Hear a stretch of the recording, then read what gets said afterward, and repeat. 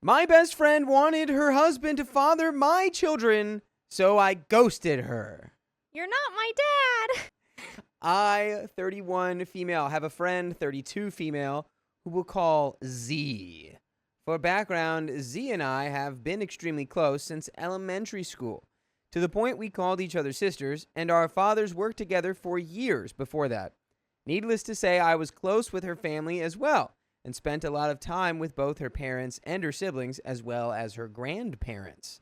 I was always over at their houses. I attended events at their church, and we did a majority of things throughout school together.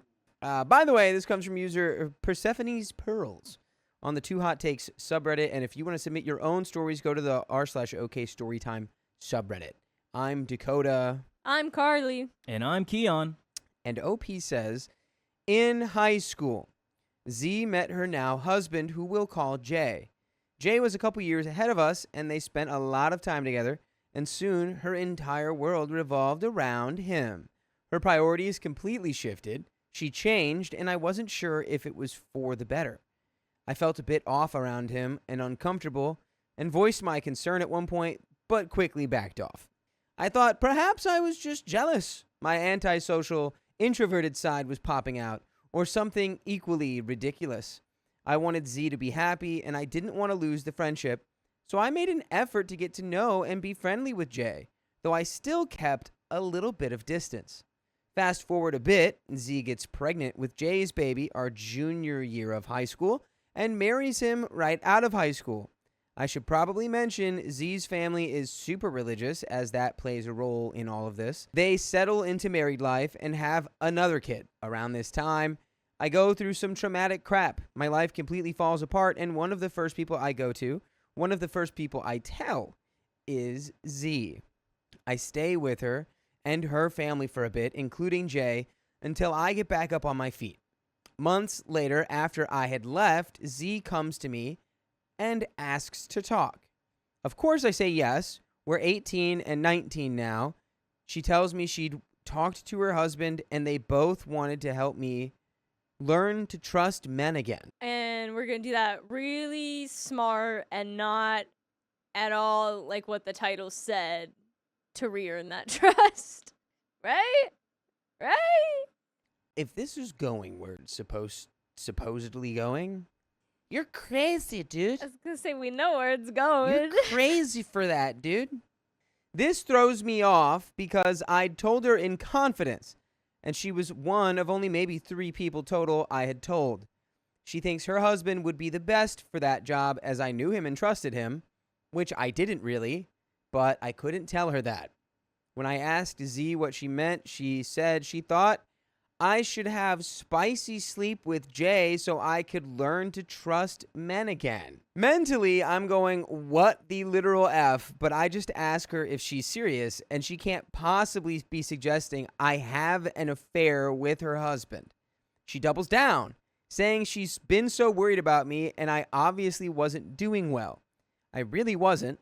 I was about as low and messed up as it gets, struggling to get through each day, and scared of my own shadow. We argued about it for a bit, and she let it slip that she was also worried about her husband cheating on her. He had done it before, and she'd rather know who he was sleeping with. So my husband cheats on me a lot, so I figured because he's going to do it again, I'll just, like, set up. Like, she's like, my husband cheats, so I'm, like, you should just help him get it over with now. So that you're cool enough. Yeah, it'll make it better if I tell him who to sleep with outside of our marriage. Insane. Girl, I'm worried about you. Like, you haven't been getting any action. You know what? I'm being a good friend. Yeah. That's what she thinks. My husband's gonna cheat on me It's anyway. Might as well yeah. cheat on me with you. It's Like, the I help me trust help you. you. It's like you can like trust men again. Like I can trust my husband again. again. You can trust men by trusting the man who cheats on me. Yeah. The real way to go. And you can trust him because he cheated on me. Can you imagine if this becomes like I thought we were besties. I thought we were 100%, besties. That's where that's gonna go. How could you do this to me? I thought we were besties. So, all of this on top of all the crap already going on in my head threw me for a major loop. I'm not proud of it, and I'm sure a lot of you will be horrified, but I eventually caved. What? Okay. She's like, oh, and you know what? I Like, caved. it really wore me down. So I figured It sounds like I a good might as plan. well sleep with him. You know what? She's a good friend. I'm a good friend. I should I'd be trust doing him. her a favor after she was being so She's nice doing to me a favor. What? I'll just do it, guys. What? I can't even begin to say why my therapist had a field day with that one when I finally told her a month ago. I instantly regretted it. It made me feel worse than ever, and it has haunted me ever since. She has brought up doing it again a few times since, but I'm so glad I can honestly say I immediately turned it down every single time. Again, fast forward another 6 or 7 years. We're in our mid-20s at this point. After a few hospital visits and years of therapy, I'm doing quite a bit better. Not perfect, but getting into a better place. So no baby. No baby. Because not even John gestates for that long. Hey, mate. Hey. Never know. 7-year gestation? Never know. That would be crazy. There's some animal out there that does it, I'm sure. I think, doesn't a kangaroo do something like that? There's some crazy one. I hadn't spent as much time with Z, J, or their family as I used to, but I still went to every birthday, every baby shower, etc., etc. Z has 4 kids at this point, and she wanted to try for a 5th with her cheating husband. Apparently, she had seen some kind of trend online about pregnancy buddies.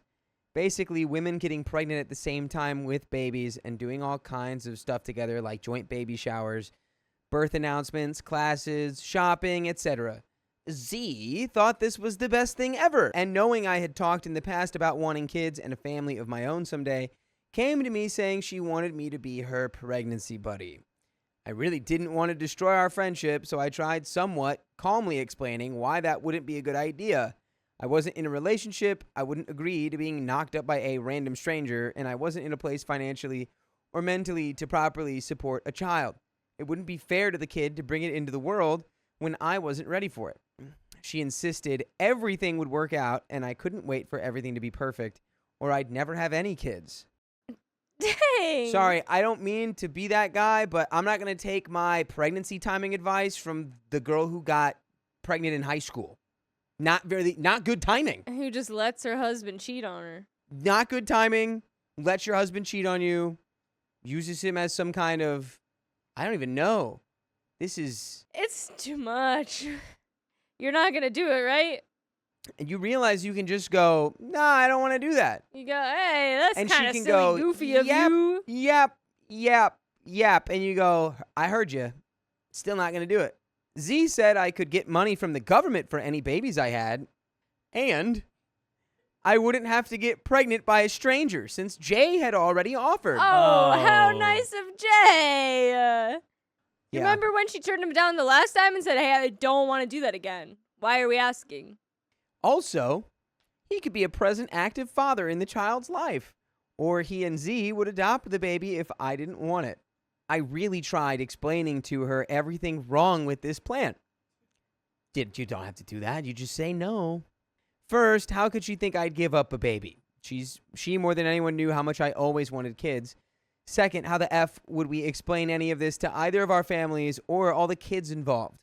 How would her hyper-religious family react to me having my best friend's husband's baby? How would we explain to Jay and Z's kids, each of whom I'd held the day they were born and been around their whole lives, as an auntie? Why are we even getting this far with the hypotheticals? We're not doing it. Yeah. And how would I explain to my hypothetical baby when they were old enough? Third, I would never ever rely on government funds to raise my child. I couldn't do it. I couldn't just provide the bare minimum with no control myself. So yeah, she didn't absorb any of that and was so adamant that it would work. And then, mid-conversation via text with Z, Jay jumps in, calling me and starting the whole thing all over again. Why did you pick up that phone call? Jay is super enthusiastic about the idea. Go figure. Wow, Go shocker. figure. Cheating Jay gets to cheat on his wife some more? Again? And he's pro that? It's crazy. Whoa. He's super enthusiastic about the idea, won't listen to any of my arguments, even less so than Z did. They both pushed me to consider it, told me to get back to them, and over the next couple of months, they tried again a few times. After all that, I had a hard time facing them. I went to less gatherings, I started communicating less, stopped responding to texts, asking about the whole pregnancy buddy thing. Then any texts at all. Z did end up having another baby, and I've never met him, and I haven't seen her and her family in several years. It hurts. I miss her kids. I miss her parents and grandparents. I miss the friendship we had. Recently, Z reached out to me again and told me she's been struggling and that she's having a hard time. I won't give details here as that's not my place, but I feel like an absolute butt not being there for her. I did respond and talked for a very short time because I still care for her despite everything. She was my best friend for years, but I haven't spoken to her since, and I feel so incredibly guilty. I spoke to my therapist about it, but she's focused on my mental health, not Z's, so I feel like it isn't an unbiased opinion. No, I feel like your therapist is right, and yeah, you should be more focused on your own think mental health. Your therapist is trying to tell you, you focus on you, Yeah. not the person who wanted to breed you with her husband like a horse or some kind of farm animal. Yeah, you don't have to really worry about. Guess what? Every single person you know on the planet has gone through / is going through a hard time. I did not know where you were going with that, and I thought you were about to be like, every person on the planet's gone through this exact thing. I was like, no! It's just that we cannot put our own lives on hold indefinitely to handle everyone else's problems when we have problems of our own. So, am I the a-hole for ghosting Z and her entire family? Am I wrong for not being there for her while she struggles when she was there for me? I'm so stuck in my head with all this that it's driving me insane, and I really need some perspective on this. I feel like maybe I overreacted, or maybe it isn't as big of a deal as I think, though to me it all seems so unbelievably crazy. Please help. I would appreciate any honest feedback. And there's an edit. Here's some honest feedback. Listen to your therapist. I totally just blanked on what I was gonna say too. Also, you didn't ghost her. You're still talking to her. You limited contact. Like, I think she knows why you limited contact. I don't think she's out here like, man, why did OP just stop talking to me after me and my husband begged her to have our child? Yeah. She kept saying no, and we made her uncomfortable. I think she wants to be our friend. I think she's into it. I think she really wants to have a kid for us. Oh, no. It's just so bad. You can't, like, slowly still talking trickle to off her. your communication and then be like, I ghosted them. No, you just slowly let go of that. I don't think they're talking anymore, really. I think she called OP, and then OP was kind of like there and then hasn't talked again and is still like, I don't know what to do. Don't worry about them. Worry about you, because that the whole breeding scenario, not really anything you need to stick around throughout. She's married to the man who got her pregnant in high school and cheats on her chronically. She's gonna have problems. They're not yours, though. Here's an edit. For the commenters who were concerned her reaching out was an attempt to suck me back in, I don't think so, but I could be wrong. I didn't add the content of that conversation, which was via text, because while I'm putting a lot of stuff out here, what she said truly isn't mine to post about, and I'm not about to air someone else's private matters that don't directly involve me. Sorry, I can't give more context with that. Some people have asked about Z and Jay's education after high school and their careers, and if they have any. Jay has a job, but I've been out of the loop long enough that I don't know what it is or how much it pays, as he switched careers sometime after I started ghosting. Z finished a trade school and works. I'm not sure if it's full-time. It wasn't when I was still in contact. They did receive supplemental income for their kids, which led to her suggesting it for me and my hypothetical polyamory baby. From my reading, there seem to be two opinions on Z and Jay's behavior. One side saying that they think Z knows very well what she's doing and is a partner to Jay in all of this, and the other saying she's basically been beaten down and conditioned to do what Jay wants. So I tend to lean more towards the second, which is that she's being kind of strong-armed by Jay, but I also don't think it's completely black and white. I do think if she got away from him, she wouldn't do things like this, but at this point, I don't know if she ever will get away. Another edit here says, a couple of you suggested I tell my parents. I did tell my mom. I will not be telling my dad. There have also been those suggesting I tell her parents. I wouldn't even know where to begin, and I don't really know what it would accomplish. Yeah, I agree. I think all that would do would completely implode her entire family Yeah. situation and dynamic. You've distanced yourself already. There's no need to go back and be like 5 or 7 years later and be like, by Yeah. the way, like last time I really was here, this is what your daughter asked me to do. Yeah. Do y'all like being grandparents? Yeah. Because Do you wanna be boy, another I grandparent? have some information for you guys. They like weirdly wouldn't be the biological grandparents in that situation though. Exactly. I don't know if it would be a good thing or just cause even more trouble. It would also be putting myself right back in the middle of all of it, which I don't know if I could handle at this point in time. But by the way, you can handle all the full episodes with stories like this you could ever possibly want by going to your favorite podcast platform and searching OKstorytime. And there you can listen to over 71 days worth of stories. That's a lot. That's a lot of story. Ooh. Do it. We've got a little bit more story here. Continue to just not be there. Yeah. That's all this is. Don't tell anyone else. You're so good. Keep seeing that therapist. And listen to them. And listen. Yeah, and it's not biased when your therapist is like, I'm not here to figure out what's wrong with Z. I'm here to help you. I think that was also a subtle shot at like, hey, maybe help yourself first before trying to help this person who, I don't know, thinks of you as like a walking baby factory for her now. Yeah. I wonder if they're doing this with anybody else too. I don't know. I don't know if that was It didn't blatantly sound said. like she had Z had a lot of other really close friends. But I'm sure at this point, after 7 years, she's probably met someone. I would genuinely ask, like, who else is involved in this? Like, who else? How have you many other asked? people have already had babies with her husband Or, like, because have he they cheats asked? all the time? Yeah, because again, she caved to doing it the first time of just like, oh yeah, just trust him. I wonder how many other women were involved in that. Weird. Very strange. So let's finish this. There's a third edit. I don't know exactly what branch of religion Z's family practices, just that it's a branch of Christianity. Further, I don't think that religion has much, if anything, to do with what Z and J are pushing for. The reason I added that information is to explain why I don't think her family knows or would agree with it. I did grow up going to many of their church events at their church and different functions, and her parents aren't exactly shy about talking about their beliefs, which, cool, no problem. But having been around them pretty much my whole life, I feel like I know enough about their beliefs to say they wouldn't agree with this. They subscribe to being faithful to your single partner and not straying. Things like that.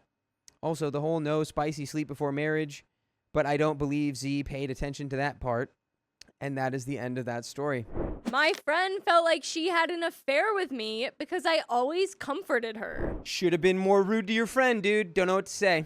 And this comes directly from the OK Storytime subreddit. That'll teach you being nice.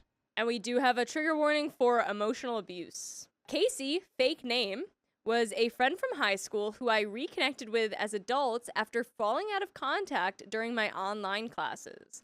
I was 20, she was 18, and she was going through heck with a harmful home life. I did everything I could to help her emotionally and physically. I let her stay with me for a month and helped her get new glasses when her parents refused, even though she could barely see. By the way, this comes from BF Throwaway, and if you want to submit your own stories, go to the r/OKStorytime subreddit. I'm Carly. I'm Dakota. And I am Keon. And OP says, once she married her husband and escaped her parents, we were on the phone constantly. I'm talking 10 to 15 missed calls if I didn't wake up when she wanted to talk. It was exhausting, but I believed that's what she needed. For years, I lived on her schedule, often not having time for my own husband.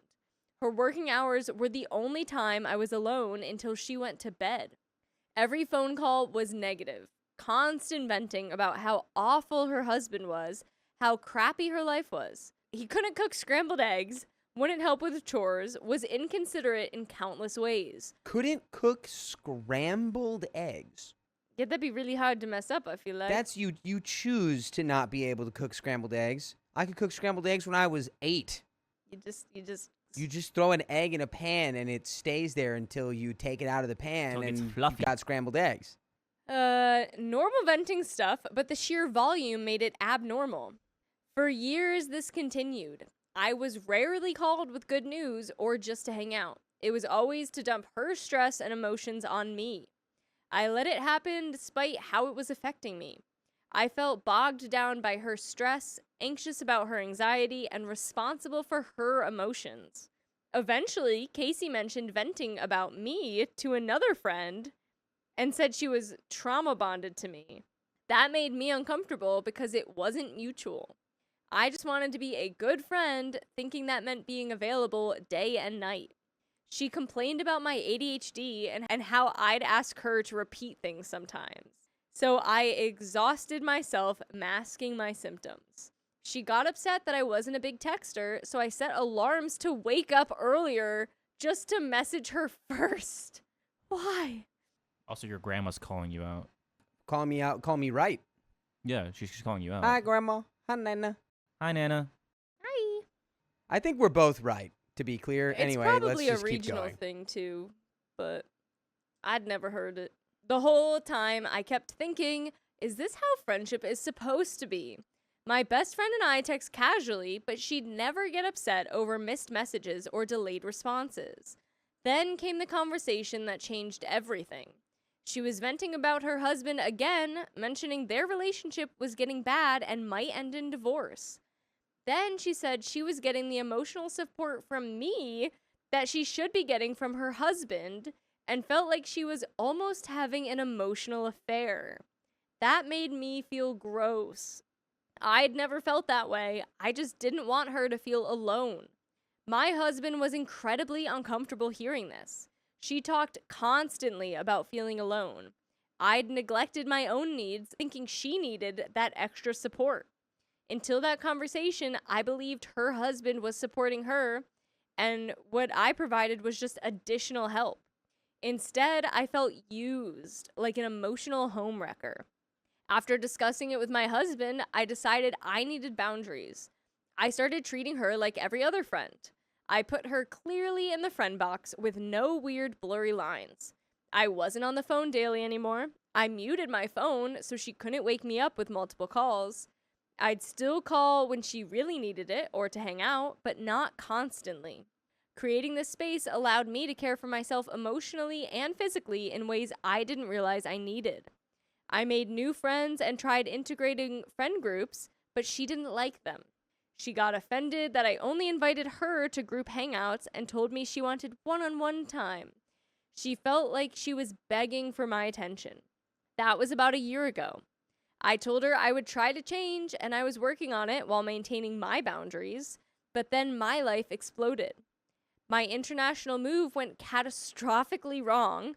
Everything fell apart. My autoimmune disease flared up severely, leaving me with energy only for D&D every other weekend and my streaming hobby that I'm trying to turn into a career. I wasn't hanging out with friends unless they dragged me out. I was often in too much pain to do much and busy trying to fix the move disaster. Oh, my grandma had a stroke. Oh no. This past year has been heck. In October, she told me again how she felt. Friends make plans, and when they can't make them, they reschedule. Whenever I couldn't make plans recently, I hadn't tried to reschedule anything else. I apologized, explained my situation, and promised to try keeping up with texts until I reached my new home. But things fell through again in November, leaving me separated from my husband. I had a couple of weeks of communication lapse while settling at my parents' place temporarily. When I realized how much time had passed, I apologized and tried going back to frequent messaging, but her responses were dry. Eventually, she said she didn't want to talk to me, that I'd let her down and wasn't being a good friend. I gave her space. She came back near December's end, saying, I just have to learn to be okay with it if we are going to be check-in friends. I told her I still intended to make the changes I'd been working on before everything blew up. I just needed time. My move falling through left me working long hours trying to sort things out and save money. I couldn't promise consistent change until my life was more stable. She seemed to accept this, and I was grateful for her grace during such a difficult time. I tried staying in contact a few times weekly over messages, not always able to answer the phone. In January, I started having stress-induced seizures. Things worsened with my move, and my work hours expanded from 8 to 10 hours daily to 10 to 14 hours. I was out the door at 8 a.m. and home around 10 or 11 p.m. I was worn out and stretched thin, but I still tried hard to stay in contact.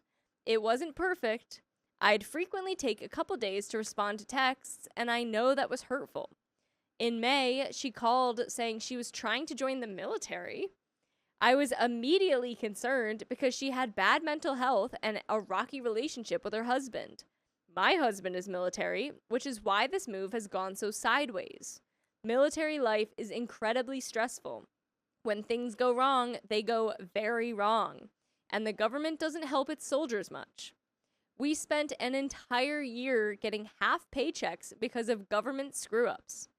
I tried to warn her, wanting to ensure she didn't feel like she had no other choice. I asked for a reminder about why her husband couldn't join. He has a neurological condition I'd forgotten about. I warned her that if she wanted to live separately from him, their pay would look different than she realized. I warned her about things that might prevent her from thriving in the military environment. I didn't want her to have the rose-colored glasses I'd worn when my husband signed up. Recruiters made it seem better than it ended up being.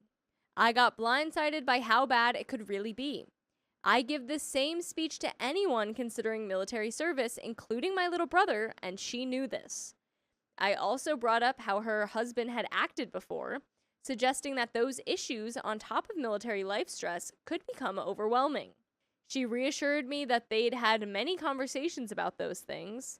This is where I messed up. I can't remember exactly how this went, but I know what I meant versus how she took it. I brought up infidelity, specifically that military rates are really high. Stress can cause people to act outside their character, and making long-distance marriages work is hard. They'd really need to prioritize communication.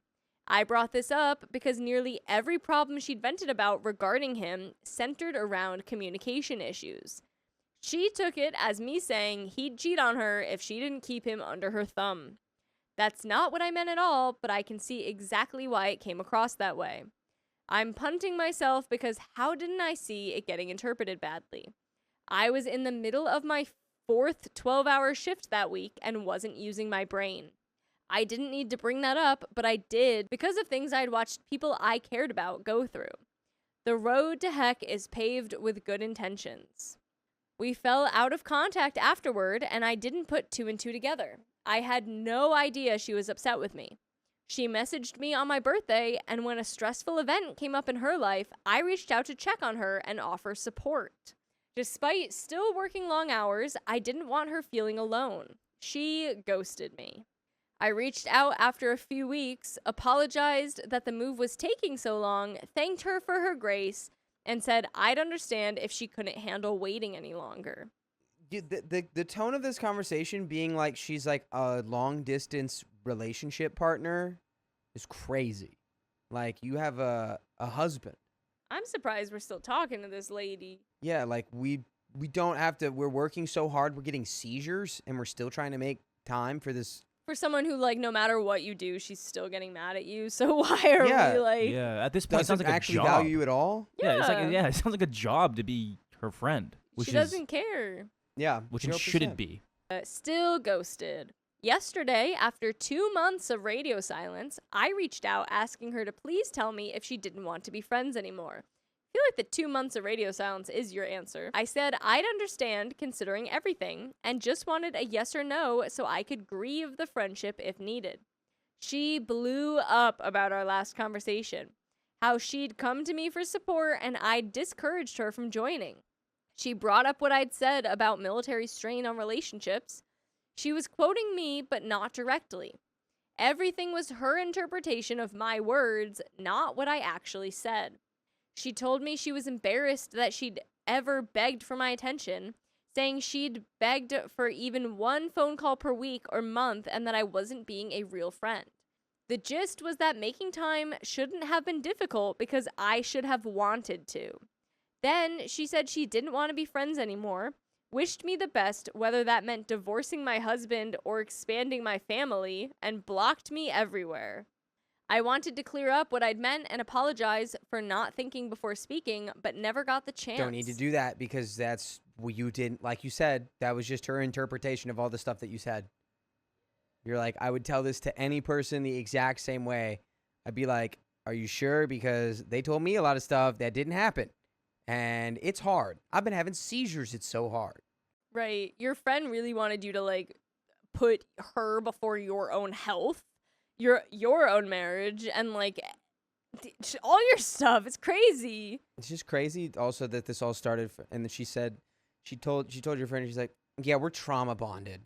It's like, Insane. well, while she was, like, actively crap talking you to this friend. First of all, that's not what that means. And second of all, no, OP is not reflecting that back at you whatsoever. No. And I don't want you coming to be like, when I was talking crap about you to our other friend, she told me that we were trauma bonded. Two things wrong there. I'd had a plan to make our friendship healthier, but I couldn't lie about the military experience and its effect on couples.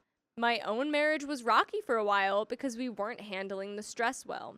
I just wanted to use my experience as a warning to be careful and not follow my footsteps, but I went about it hurtfully. I know the best apology is leaving her alone. Regardless of my intentions, I really hurt her and she doesn't want to hear from me. But I'm consumed with anxiety and stress. I have this desperate need to fix things due to trauma-related issues with people being mad at me.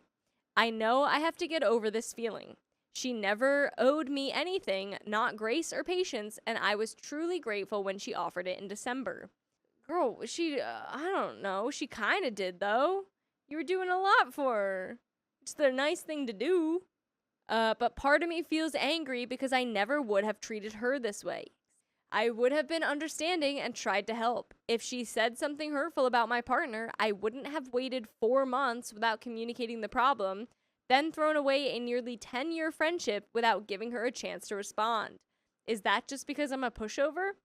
My best friend says that while I should have been more aware of how I spoke about Casey's relationship, my concerns were genuine, and based on behavior patterns Casey had vented about for over 5 years. She said Casey chose to twist my warnings about military life, but she wasn't there and didn't hear what I said.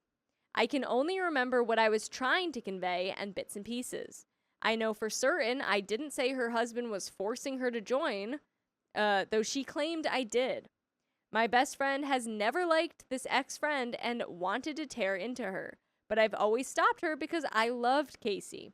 I thought maybe my venting painted her badly unintentionally, but both my best friend and husband keep telling me that while I vented, I constantly defended Casey before anyone even responded. My best friend said she couldn't believe I allowed myself to be spoken to and treated that way based on screenshots I'd shown her.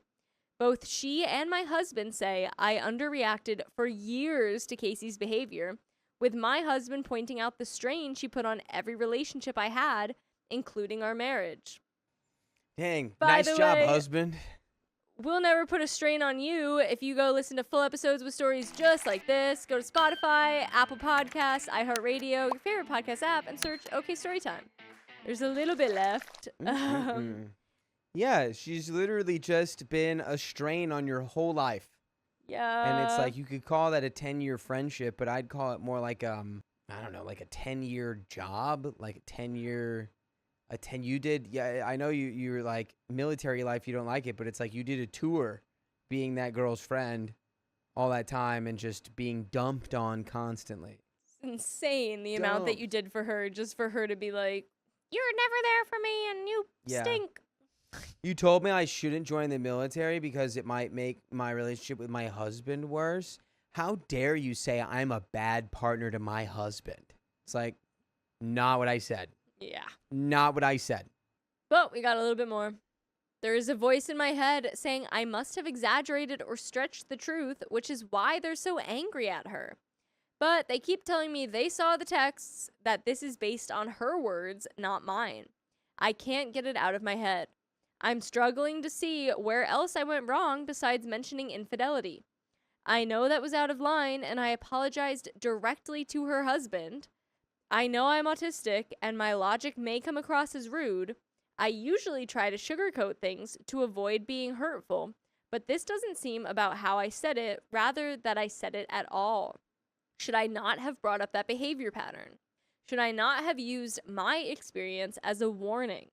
I'd been open to these conversations in the past with her. I usually ask if people want advice, but can't remember if I did this time. I just think it's crazy. It's like, should I have like changed my entire thought process and like my beliefs and my feelings on the given situation to cater to my friend who constantly uses me as like an emotional bucket to pour her crap into? Yeah. It's like, no, you shouldn't do that. No. You should not do that. Do not. You were not Please. wrong for just being like, hey, here's reality. Yeah. I know I can't fix this relationship. It's done. But I'd like to grow and be better for the future. Any input would be appreciated, and that's the end of that. I mean, yeah, let the friendship stay done. Yeah, be done with the friendship and be more focused on, like, I don't know, making sure you're not having like seizures and that your health is okay. I and hope that you're you getting paid the move. right amount by the government for being in the military with your husband. I think all those things are more important than like worrying 1 single second more about this person who literally always seemed to use you as a tool rather than as a friend. I refuse to financially help my friend because they've already drained me. They're gonna drain all your savings, too. My husband, 58 male, and I, 46 female, have a long history of helping friends and family. We've given people a place to stay, help with bills, and even covered funeral expenses for guild members. What guild? Like a union? That's what I'm wondering. My inheritance a few years back allowed me to pay off our debts and have some extra funds to help others when needed. We've given to the point where we're now struggling ourselves. Gotta be careful with how much you give, because then you're not able to continue to give if you give too much. It's true. By the way, this comes from Decent Acanthisia 68. And if you want to submit your own stories, go to the r/okstorytime subreddit. I'm Sophia. I'm Carly. And I'm the third lady. I'm Keon. And OP says, we're down to our last dollars. I'm skipping meals so my husband can eat before his physically demanding job. And we've been trying to raise a small amount of money for groceries and gas, but we've been met with silence from the same people we helped. Unfortunately, I do think it's tough because sometimes you give and like, I mean, even on less extreme, examples, but like you give a lot to people and sometimes those people just don't reciprocate and it really, really sucks, but you can't really expect. Or they get used to you giving so much that it's like, Because of this, we made a hard decision. We can no longer help anyone financially. We've had to write off thousands in loans that people haven't repaid. We reached out to family for a little help, but they either ignored us or told us to take out a HELOC, which we can't due to credit issues. This brings me to today. A friend's wife, who with her husband already owes us $3,300, came to me asking for money. I told her I couldn't help because we're literally starving. She then suggested I sell my house and car to give her the money, saying that isn't my problem, you just need to help me out. And then you say, well, that isn't my problem. Give me my money You just back. need to help me out. And then you go in a little cycle. Yeah. Yeah. That's the way to go. And then you kind of do a Bugs Bunny, like, that isn't my problem. You need to help me out. That isn't my problem. You need to help me out. That's my problem. I'm going to help you out. And then she says it, That's where you start like running the other way. It's like, I'm chasing you now. Yeah. I was floored. I told her, no, explaining that my husband and I needed our vehicles for work. She continued to push, promising to repay me once things settled down, even though she still hasn't repaid the initial loan. When I calmly said no, and that until she repaid all the money she owed, I wasn't able to help her. She called me the useless C word and blocked me. I sent screenshots of the conversation to her husband, who is a close family friend. He was embarrassed and apologized, saying he had no idea she went behind his back. I would literally, like, threaten divorce. I'd be like, you spoke to our friend? Right. That's that way? Insane. Also, not only that, but just, like, airing of dirty laundry. Yeah. That I'd be so embarrassed I'd be if I so was like, embarrassed. Like, not only did you, what? tell them that about all of our money issues, but you also demanded money from them. And Yeah. then when they said they couldn't give that, you called them the C word? And it suggested they sell their belongings That's to help crazy. you. That's crazy. Maybe they should sell their belongings. Yeah, maybe you should Pay you live a more back. ascetic lifestyle. Did you think about that? Yeah. Now things are tense in our group chats. The friend's wife is telling people I'm petty and refusing to help, and that I'm demanding money from them. A different friend even told me I should still donate a few dollars to their cause, despite me explaining our dire situation. They said And they were that's- starving. That's when you cut off any friends who are telling you to give these people money. They probably all owe them money. If you say, I'm starving, and these people still say, yeah, you should give them money. Or we Cut can't them pay off. you back Block. right now. Block. Insane. When I told him I was skipping meals to feed my husband, he just shrugged and stopped talking to me too. I'm starting to feel like people only value me when I'm useful to them, so am I the a-hole for finally saying no when I have nothing left to give? And would I still be the a-hole if I refuse to help even after I recover in order to protect what I have? And there are some comments, but what do you think? No, do not give these people money. I agree Don't. with Sophia completely. You cut them off. I mean, They're if you not can get your their money back friends. somehow, but I'm doubting that at this point. They're scamming you. They're fully They're scamming fully you. scamming They you. do not care about you. Anyone who calls you the C word after you told them you're starving and then demands money is not your friend and will never give you money to help you out. Or So- British. Or British. That's a thing. You mean Australian? Oh, no. Yeah, maybe both. It's Australian. You'd know. Get it right. Come on. Keon. Sorry. Comment 1. These people are not your friends. They're showing you who they are. You're an ATM, not their friend. You need to cut them all off, fix the mess, and plan for your future. OP says, yeah, I figured as much. It's difficult when these were friends of family and we just bought our home here too. Small town, so it's awkward as heck when everyone knows everyone. Thanks, though. I will do so moving forward. I just didn't want to feel guilty for saying no to helping anyone anymore and not be noted as the a-hole. Reply, I'd expand on what parent commenter said. I think it's entirely possible much or all of your friend group is actually a collection of people who've latched onto your charity. You say you have a long history of helping friends and family. I suspect many of those friends are only around because of the handouts. Much like how pigeons follow a food truck because the customers drop things. Perhaps many of them only hang around because favors and help come their way. I would suggest, and I know this is hard, but stop all charity works for a while. Don't let people stay with you. Don't feed people. Just focus on yourself. Whatever free time you have, see if you can get a job of your own. I would also point out that if your family refuses to help, perhaps it's because they feel you've given away all your own money and are now asking for theirs. I put myself on the flip side of that coin. I imagine a post by one of your family members. My family member gives away every dime they have, lets people stay at their house all the time, and are overall doormats. Now they're broke and asking me for money. Should I help? The overall Reddit answer would probably be no, because there's no guarantee your money won't go to others or that you'll be paid back first. And I'd also point out that now that you yourself need help, I don't see any of your friends stepping up to help you.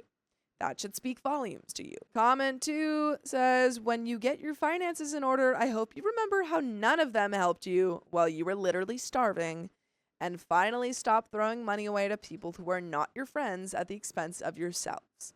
In fact, outright start asking them for money. They will turn you down, but the point is to have those memories so that when you get back on your feet and they start coming back asking for money again, you can flat out say, no. I have to start saving for hard times because all of you refused to help us when we needed, so clearly we can only rely on ourselves. OP says, I am making a notation in my journal, and I'm going to say this because we know that as soon as I get my job and with my husband working within at least 2 to 3 months, we will have carefully restabilized and they will start asking again because suddenly I'm useful to them, rolls eyes. I'm going to use that exact same statement. I won't even apologize for it. Good on you, OP. Good on you.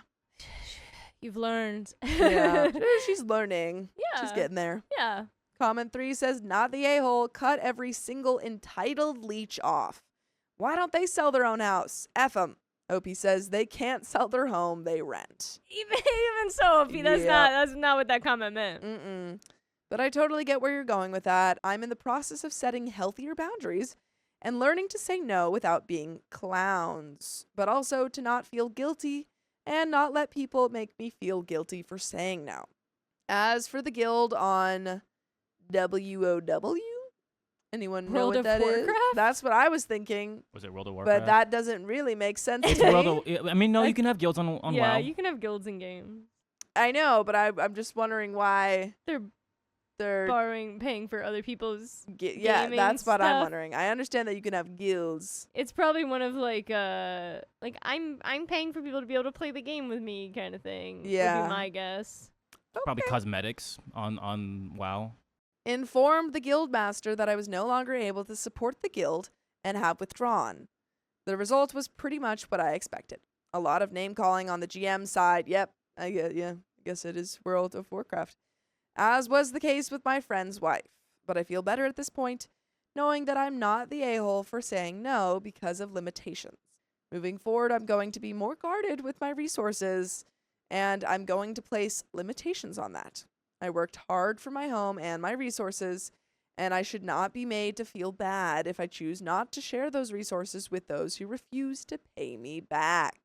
And there is an update, but yeah, excellent, Yay. excellent work, OP. We've set boundaries. You're setting boundaries. People are getting mad, and you're realizing, oh, these aren't my friends. Yeah. These are frauds.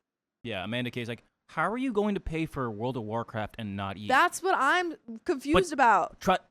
This was I know before people. though. But the thing is, I know people out there who will pay for like cosmetics or like their video games and put so much money and time over like actual food or nourishment or their bills. It's insane. I will say I'm not entirely surprised because it doesn't seem like OP necessarily is making the best financial decisions. Yeah. Well, But it seems like they're on their way to be making better ones. Yeah. So good on you. we've learned at least. There is an update. So much has transpired in the last week. I've been reading everyone's comments, and the same common thread of don't set yourself on fire to keep others warm rang out loud and clear. However, some of these people are my family. I called a family meeting, the entire family. I sat down with them and explained that while I want to be there, being asked to sell my home to help out was an inappropriate response. I also explained that my husband and I are just getting back on our feet financially and will be doing so over the next 5 years and beyond, which means I will no longer be lending money to anyone. My assistance is now limited to researching resources for those that need it. My husband and I set some hard rules and gave them the option to take it or leave it. After the discussion, there was some name calling and finger pointing and mentions of past events. When that didn't yield results, the primary culprit, my uncle's wife, was forced to go look into my very empty fridge and freezer as I explained what food was left in the house had to last until my husband's next paycheck. I have never seen color drain that fast from someone's face when she went through all my cabinets and they were bare. She got humbled real fast and apologized for being disrespectful. The family group and the friend group accepted my situation. While none of them can help me financially or pay me back, my husband and I wrote off what was owed to us, and we are working the problem to the best of our ability. I'm sorry. Don't write off. Like I'm they sorry. just can't pay you back right now. Do not write it off. Do not write it off. Oh my god. This is so frustrating. Girl, you were there. You were there. You had the boundaries. You literally went, well, now they feel bad. But they're not doing anything about it. They're not giving you any of Right. the money. They can't help.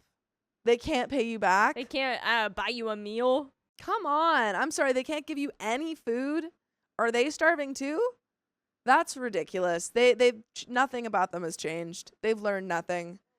And you've learned nothing either, because you're still helping them by not demanding that they pay you back. That's crazy because like It can be in we've been parts. college kids and budget on that too. Like, Yeah. Even like the smallest like cup noodles. Yeah.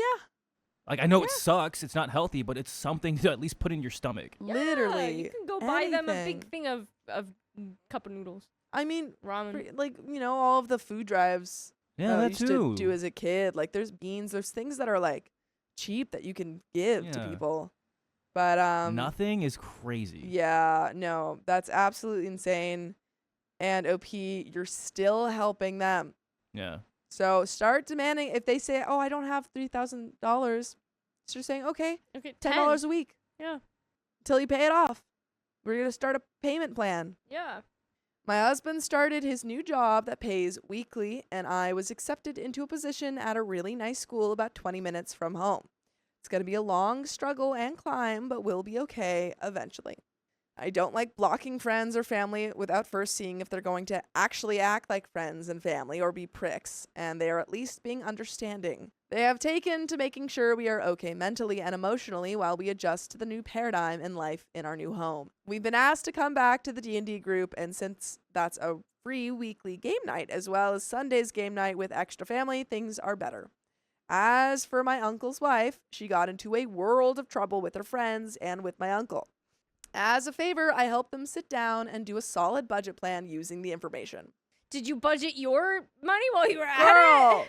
Girl, why are you helping people budget? Yeah. I'm you sorry. shouldn't be the one helping people. What is Unless going that on? budget is pay OP back every penny we borrowed immediately and buy them food in the meantime. This is insane. I get it. You have hobbies, but when you literally have I nothing to eat, I didn't want to say that. I didn't want to say that because it felt like mean, but but it's the harsh reality of like, if you're starving, and you're going to maybe D&D. we need to prioritize working and not 4-hour-long game sessions. You're going to D&D. What she said, 3 nights a week. Yeah. Three- I mean, that could also be a limitation Or of is it her 3 job. hours a Maybe night? there's no Or more 3 hours 3 hours a offered. week. No, it's just a free weekly game night. Okay, but even then, No, but like I do understand that I do think it is important to have a stress relief, like something that is free. I get that. So I don't want to say like that is. It does sound though like she terrible. was working for a school, so there might not be an overtime opportunity with that. Well, she said that she was going to start looking for a job though. I thought she got one. She got one there's a new school starting up the street. I missed that part. I could But- be wrong. I mean, there's always the option to Yeah. try to pick up another job kind of thing, but Yeah. I could understand like a nighttime gig being hard to find. just But yes, don't go paying for more subscriptions for things. That's Stick true. with the yeah, free ones. it's the budget. It's we said it before, and I know OP's working on it, but it's like, Yeah. OP, come on. My uncle also accepted a position at the same school, so we'll be working together with our mutual friend. By the way, you can be our mutual friend if you listen to full episode stories just like this. Just go to Spotify, Apple Podcasts, or iHeartRadio and search up OK Storytime. But there's a little bit left. The stress of the situation is there, just much less of it. My husband and I managed to pay down some of the debt, and we are about $10,000 away from wiping it out. While our credit kind of tanked a little, it's nothing we can't get back with time. Thanks to everyone, maybe now we can get on to the business of living. I'm not sure how schools pay their staff here, so I won't get paid until the 25th of September, possibly October. As advised by someone else, I did go and update my Cash App account, so I have that going for me. And that's the end of that story, but Wow. I do unfortunately think that you might have to get a second job. Yeah. If you're starving, Yeah. If And it's you're not really gonna to get that paid for, point like, and you are 2 months? teaching from like hopefully maybe not too late in the day. Yeah. Yeah.